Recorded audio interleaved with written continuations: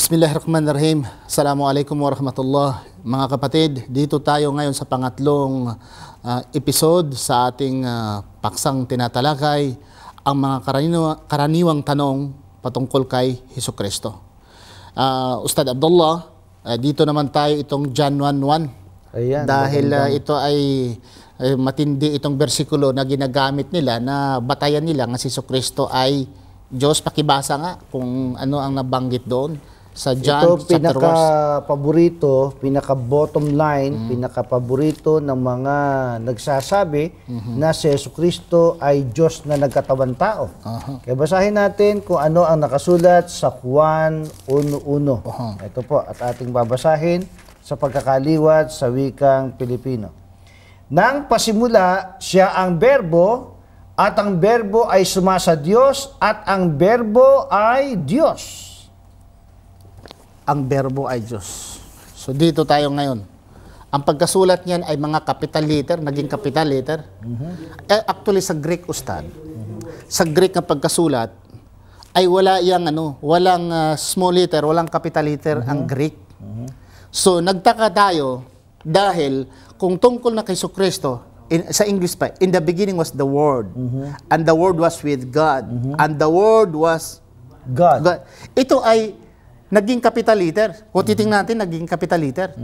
Pero tandaan natin, kung capital letter ang basahin natin or basihan natin, ikaw paki-dissect na sa salitang. Ang masamang ibubunga nito, Ustad, pagka pinalitaw na yung paggamit ng terminong God in English ay capital letter, lumilitaw ngayon, ang tunog, ang dating ay Diyos si Hesukristo. Sa Greek, mayroon itong dalawang itong terminology nga ginagamit dito sa John 1:1. Actually, ang ginagamit dito sa John 1 itong salitang Tontios at yung Hotheos. Okay? Tontios at saka yung Hotheos. Hotheos. Isa-isahin natin dito, okay? Pakilinaw muna yung Hotheos. Ang sa Greek, Ustad, ang tinatawag na Hotheos, Hotheos is rendered ito the God. Hotheos ba o Hotheos? Hotheos. Hotheos. Okay? Hotheos. Hotheos. May pagka-Tagalog, Kasi Espanyol. theology, Okay. Hotheos. Hotheos. Karaniwan naman sabihin lang Hotheos o Hotheos. Hotheos. Okay. Sa English ito is the God. Small letter ito. The God. The so, God. small letter. Small letter ito. Sa English. Sa English. Okay. Pero ginawa nilang capital letter. Referring to Jesus, naging capital letter. Ang Hotheos, naging capital letter. And the word was God. Instead of the word is godly, naging God, naging capital letter. Sa ibang translation nga yan, kung papansinin natin, tangi sa binanggit pong. Ang sa Greek naman, Ustad, and the second occurrence of the word God is written in Greek, the second occurrence. Ang nasulat doon is Tontios. Tontios na. Ang Tontios, Ustad, is rendered ito a God. Talagang in capital letter. No, small letter. A Small God letter also. pa rin. Kasi yun nga sa Greek, wala nga small letter. Wala rin capital letter. So, ang problema dito, sila ang gumagawa ng capital letter, small letter. Example nga, yung nabasa natin sa John chapter, basahin natin na, Ustad. So, John chapter 10. Basahin ko, ha? Okay. Ito ang madaya sila. Bakit? Sa panahon nga referring to Jesus, ginagawang capital letter. Okay. Basahin natin dito sa, yung si Jesus Christ ay binabato. Okay? Dito sa Juan 10, versikulo 34. Sige. Yung binato na si Hesukristo. Binato siya, okay. Babaton siya. Jesus answered them. Ulitin ko. Juan 10, versikulo 34. In English. Jesus answered them, is it not written in your law? In your law. Sarcasm ito Dahil siya naman ay kasama dito. Our law sana, but sarcasm. In your law, I said, ye are gods. Imagine, ye are gods. Small letter. Pero prior dito, si Hesukristo ay binansagan ng mga kanyang kalaban na siya ay God, naging capital letter. Okay, sa 33, tingnan natin. Juan 10, versikulo 33. Okay, si Hesukristo, ang kaharap niya ay mga Hudyo. The Jews answered him, saying, for a good work we stone thee not, but for blasphemy, and because that you, being a man, makest thyself God. Capital letter. Capital letter. Referring to Jesus Christ, when the writers referring to Jesus Christ, it becomes a capital letter. But when Jesus replied with the same degree of defense, he said, it is not written in your law. Ye are also gods. It's small letter. Small Bakit, ang tanong ngayon, bakit naging small, naging capital? Pareho man lang ang kahulugan sa Hebrew at saka Aramaic, walang small. Sa Arabic, walang small, walang capital letter. Simple lang naman ang ibig sabihin, Ustad eh. Gusto nilang i-tailor fit sa kanilang paniniwala, sa kanilang akida, sa kanilang doktrina, na si Jesucristo ay part of Godhead. Diyos na nagkatawang tao. Kaya ang gamit ay capital letter. Capital letter G sa English, God, at capital letter D sa Tagalog naman, Diyos. Ang matindi pa nito, mga kapatid, kung titingnan natin sa Biblia, sa 2 Corinthians, chapter 4, verse 4, na the same terminology, yung ginagamit sa John 1:1, kung babasahin natin ang 2 Corinthians chapter 4, verse 4, I will quote, okay? In their case, the God of this world, small letter. In Greek, there is hotheos. Satan, so it should be read like this in their case, the hotheos. Hotheos. God, hotheos of this world. It should be a small letter. Yeah, dahil kasi hotheos. Talagang ginawa nilang small letter. Bakit? Referring kasi ni Satanas eh. O kaya hindi talaga pwedeng palakihin yun. Pero, bakit maliit? Pareho man lang pareho lang ito na hotheos. O, yun nga. Bakit ginawang capital letter referring to Jesus? Referring to Jesus or referring to the word sa verbo na tinatawag na hotheos, naging hotheos, is capital letter.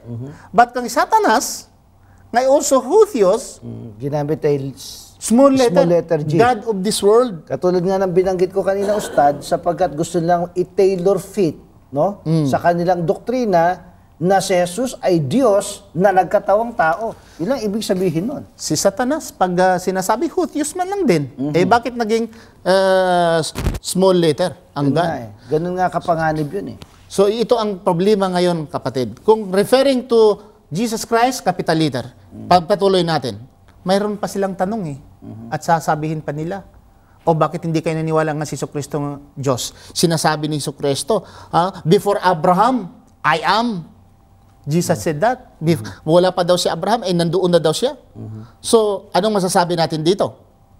Mapanganib din yan. Ngayon, wala pa daw si Abraham eh. Sapagkat kung ang pag-uusapan bago si Abraham ay nandun na si Jesucristo, meron pang isang tao na binabanggit sa Biblia na bago pa lumitaw ang lahat ng mga bundok, etc., ay nandun na siya. Nandito, hindi na natin buklatin ang Biblia, no? Dito na lang, diretso, Ustad. Proverbs 8, verse 27. Versikulo 27. Dito.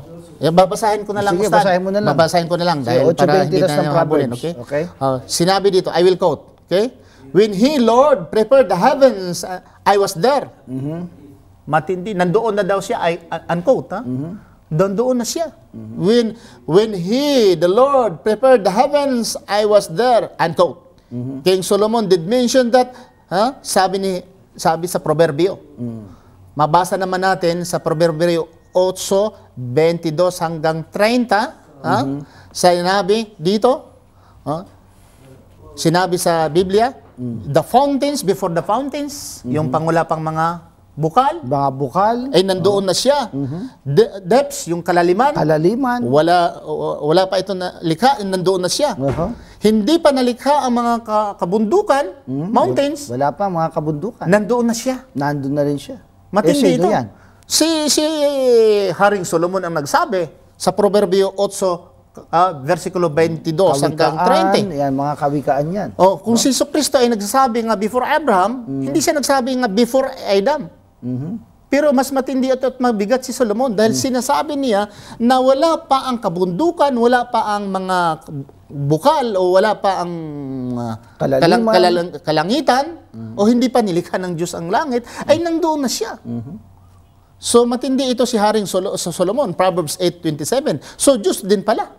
Kung gagamitin natin the same logic, Diyos din si Haring Solomon. Ay, lilitaw ganun nga. At mas may karapatan siyang maging Diyos.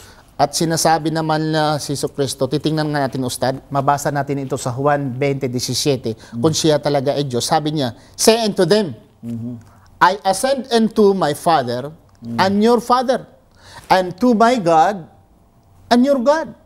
Ay kung si Jesucristo ay anak Iba kasi, Ustad, pagka si Jesucristo na pag-uusapan baka isipin hindi natin binabasa sa Biblia, isipin nila ay kaisipan lang natin yun. Hindi, babasahin natin. Babasahin natin. John 17 verse 20 verse 17. Para makita ng ating mga taga-subaybay na yan ay matatagpuan sa Biblia.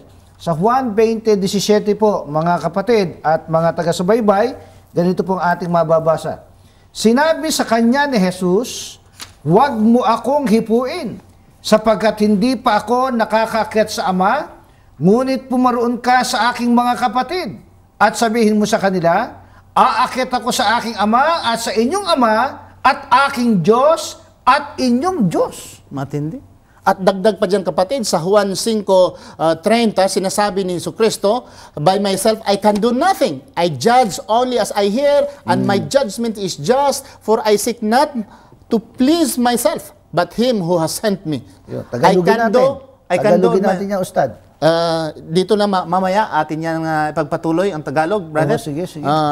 Ngayon dito ay pangatlong episode. Sa pang-apat mamaya tatalakayan natin yung pagsabi ni Jesucristo na hindi ako makagawa sa aking sarili. I can of myself do nothing. At ito yung magpapatunay ng mga bersikulo na kung si Jesucristo ba talaga ay sugo, tao o isang Diyos. So maraming salamat, kapatid. Assalamualaikum warahmatullahi ta'ala wabarakatuh.